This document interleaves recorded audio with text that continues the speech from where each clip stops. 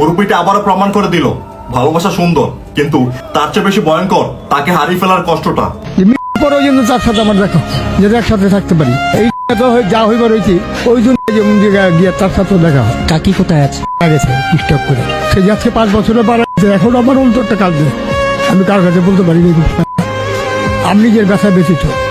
এত ভালোবাসতেন কাকিরে আপনি? আপনার কাকিকে এই স্টুডেন্ট থেকে আমি নিয়ে গেছিলাম, এখান থেকে আমি নিয়ে গেছি পতিতলা থেকে, কিন্তু তারা নিয়ে আমি সংসার করি 30 বছর। 30 বছর সংসার করার পরে সে মারা গেছে। আমি একটা ছাগল দিয়ে 16টা ছাগল করছিলাম। ছাগল করার পরে ছাগলগুলি আমার চলে নিয়ে গেলো এক রাত্রে। নেওয়ার পরে সে চিন্তা করে দিল, তার হাত পা পুঙ্গ হয়ে গেল। তারপর আল্লাহর কাছে আমি বুঝলাম, আল্লাহ পাক পাক পারবে দিকা তুমি তার রেখা যাও, রেখা গেলে আমি তার নিয়ে ভিক্ষা করে খাবো, কিন্তু তারা এতটুকু আদর করছে, কিন্তু সে তো থাকে, সে চলে গেছে আবার ছিল। কাকিকে এত বেশি ভালোবাসতেন কেন?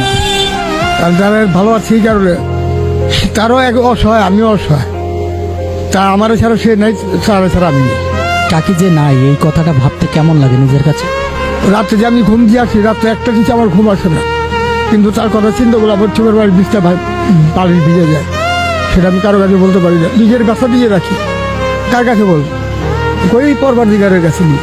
কাকি কেমন আদর করতো আপনাকে? খুব আদর করতো। আমি বাসায় গেলে আমার ভাতটা বেড়ে দিত, গোসলের পানিটা ভরে দিত, আমি গোসল করুন সে পানিটা দিত, সেটা একটু কষ্ট দিত। আমার পয়লা নিয়ে আমার ভাত খাইতো, তারপর সে নিজে খাইতো। কাকির সবচেয়ে কোন স্মৃতিগুলো বেশি মনে পড়ে? সে একটা আমার গোলসান মারা গেছে, আমার রিক্সা চালানোর পয়সা দিয়ে। তোর পরেও তার কাছাকাছি থাকতে চাই। চাইতেছি আল্লাহ পাক যদি এটা কবুল করে আমার এরপরে একটা, এই আমি তার কাছে আপনার করে আর কিছু ছিল। ধন সম্পদ আমি বুঝিয়ে দিতাম, আজকে ঢাকা সিটির ভিতরে আমি 5 তলা বাড়ি 6টা করতে পারতাম, কিন্তু সে লোক করিনি আমি। কারো চেনা পয়সা আনুম সেই হিসাব কিতাব করিনি। আমি চিন্তা করি যে আল্লাহ পাক আমার সব পথে নিও, আলিকাল যখন আসবে তখন যেমন আল্লাহর কালামটা পড়ে আমি লা ইলাহা ইল্লাল্লাহ মুহাম্মাদুর রাসূলুল্লাহ বলে যেমন আমি বরণ করতে পারি।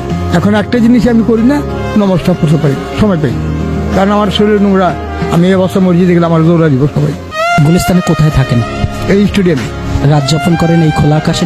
এছাড়া কোথায় যাবো? একটা ঘর ভাড়া নিতে গেলে 3000 থেকে 4,500 টাকা দিতে হয় ভাড়া। কেন আমি রিক্সার কাজ চালাই, এখন কয় টাকা কামাই? 300 কামাইলে আমার লেগে অনেক।